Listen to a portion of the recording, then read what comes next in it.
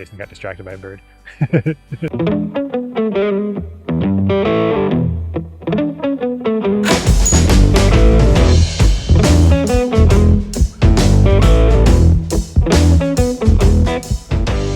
All right, next up is the Propain Hugene. This is a 130mm travel bike, full carbon frame, Pro 10 dual link suspension, in-frame storage. One of the lighter bikes on test, 30.08 pounds. This goes for $6,689 US. Kaz, does that lightweight translate to it being a good climber? Kind of. They updated this bike for 2025. It used to have a little bit more travel. It used to have 140 millimeters rear travel, and they kind of positioned it more into that, I don't know, lighter duty, aggressive trail categories, what they're kind of saying this thing's for. I think they use the word ripper for this bike. But when it comes time to climb, it is on a more, it feels efficient. You know, it's very responsive under power, but it doesn't have the best small bump sensitivity. So if you're going up some chunkier stuff, you're looking for grip, low grip situations, it's not, just doesn't feel as comfortable as something like the Revel Rascal that we have on test. Even that Polygon Colossus T, I thought that one had better rear wheel grip than this bike. How about for you? What's climbing like? Yeah, I was really confused, kind of of two minds about this bike. On the pedals, when you're really cranking on them, yeah, the suspension holds up. I found it difficult to climb through tech stuff. I couldn't really pinpoint what was doing that, but I had a lot of crank strikes with this and just faltered a lot on climbs that I didn't on other bikes. Yeah, I didn't struggle as much, but again, you know, different rider heights, body positions. I kind of like the longer chainstays on this. For me, for climbing, they're 445 millimeters. They are that length across the board, so the balance of the bike will be different for smaller riders and taller riders, but on some steeper, looser stuff, I felt like that helped gain some of the traction that I wasn't getting from the way the suspension was moving, but it errs towards the firmer side and less on the traction-rich side of things. Yeah, I would agree. I always felt pushed forward on this bike, so climbing up steep things, whether those were smoother or chunky, I felt like it was easy to keep the front wheel locked in position where I wanted to go. But yeah, like I talked about, just faltered a couple times on some of those techie ascents. And talking about those as well, the climb switch is difficult to reach. I was looking to use this a few times on trail, and it's like way down by the bottom bracket, so difficult to reach on this bike. I feel like I forgot about climb switches these days. I've just decided the bikes, I don't know, it's weird. I don't even think about them anymore, which is funny. I'm realizing I never reached for the climb switch because I think I've just gotten accustomed to not using them, and I didn't think this one needed it, but like you're right, it is far down and harder to reach, so if you're someone that likes it. All right, let's move on from climbing and get to descending. How do you think this thing worked on the downhills? In some circumstances, I really like this bike. It does promote a lot of weight on the front wheel, whether that's due to the front end height or the longer chainstays. I always felt locked in on like smoother arcing turns, so really easy to judge where that front wheel traction is. On some of the rougher, techier descents, I do think in the same way that it climbs, it's hindered by sort of that break-in that needs to get into the travel. Did you find that same thing? Yeah, it's definitely not the plushest bike out there. You know, it has stability. I think the longer chainstays overall dimensions are good for high-speed stability. I felt even compared to, we keep using the Revel as kind of a baseline for comfort in rough stuff. This isn't as comfortable, but I felt like it was a bit more stable. If I wanted to, I could let off the brakes and just go a little bit harder, but that could also be because this has really powerful brakes. Yeah. So that might be playing into it. But it's funny because I found myself thinking, I wondered how this bike would behave with a coil shock. Oh yeah. Which you don't really think about on a 130mm trail bike, but just the way the suspension is, I feel like with a coil, you could really get that extra traction that's missing and then kind of turn it into your aggressive short travel thing, which that concept of that bike can be confusing for some people.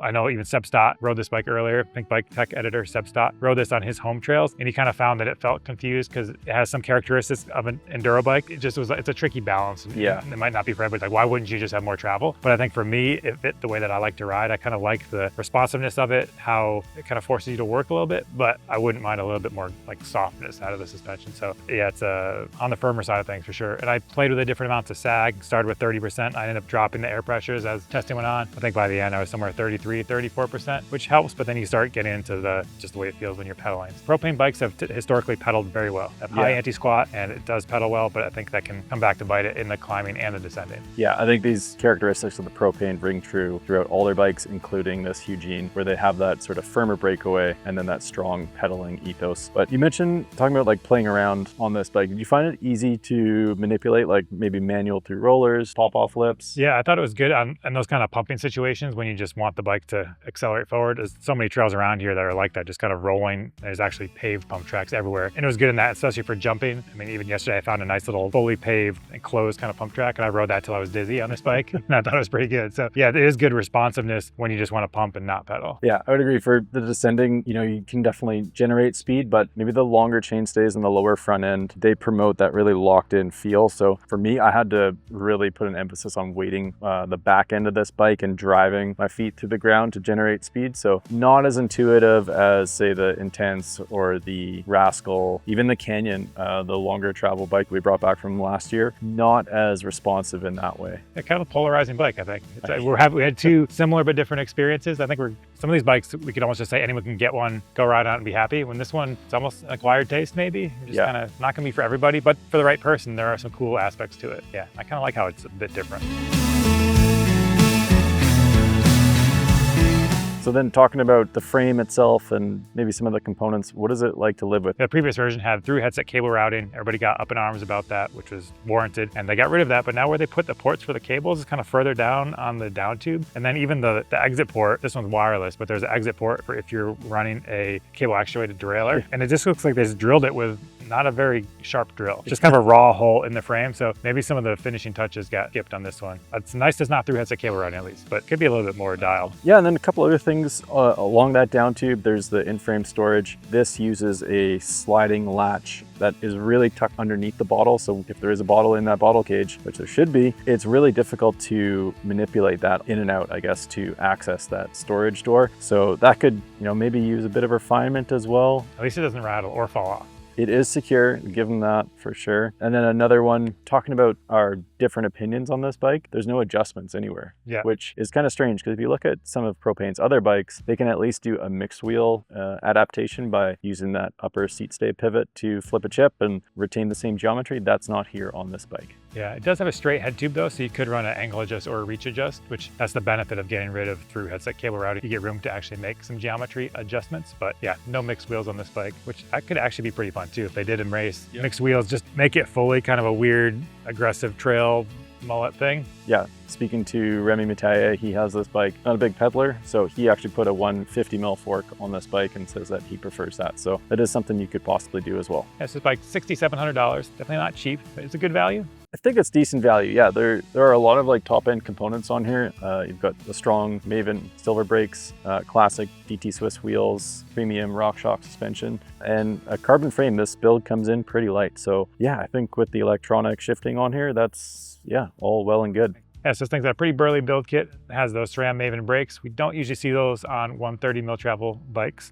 Sometimes, but what do you think? I mean, unless you're Dario, he puts them on his cross-country bikes, but you're a fan of the Mavens? I don't think they're necessary for me personally, but I'm sure some larger riders doing longer descents could definitely appreciate those strong brakes and strong wheels on there too. The RockShox suspension has the HBO in the rear shock too, so maybe a harder hitting bike if you need it. Yeah, it's kind of nice, and you don't feel limited by the components on it. You can rally it as hard as you want. Time to get in some pros and cons. We'll start with the pros. Definitely a very responsive bike under pedaling. That suspension really firms up for better or for worse. Talked about the robust parts and how light this bike is. I think having those durable parts in a lightweight package are sort of signs of what you're looking for in a modern day trail bike. Something you can kind of go into any terrain on and get down in a safe, secure manner. And then last but not least, this bike feels very locked in, very solid when you're going fast through rough terrain, cornering. There's a lot of weight on that front wheel, so good traction there. And then cons, what would you say some of those negatives are? I think some of the harshness that you feel while climbing and descending are gonna be the cons. It's not the most supple off the top, so somebody that wants that really comfortable, compliant, tons of traction, they're not gonna find that with this bike. And then also we did notice some chain slap, a little bit noisy. It's a GX derailleur on this one, but chain slap seems to be an issue across the board. So if someone could invent a chain that doesn't make that much noise, that'd be cool. But on this bike, you might maybe an STFU system, or I guess you could run an O chain on it. And not what you want to do with a trail bike, but it could maybe help that initial break-in or sensitivity too. Definitely some stuff going on around the feet. It's a really interesting bike, and I think I like it more than you, but I think if I had this for a while, it would end up just being a mini enduro bike with the parts that were on it. Yeah. But then there'd be a lighter weight, so it might suit and less travel, but still. I'm kind of tired of 40-pound enduro bikes, so if I could have this be a 32-pound enduro bike, that'd be cool, but there wouldn't be a lot of travel, so I have to figure it out. It's been fun to get to know it, and it's an interesting bike. The right person is gonna love it. Other people might not be as positive. Well, that kind of wraps up the Propain Hugene. Definitely a polarizing bike we have mixed opinions on, but maybe that suits you in the region that you're riding. Stay tuned for more reviews coming from the Pinkbike Field Test here in Bentonville. I'll catch you next time.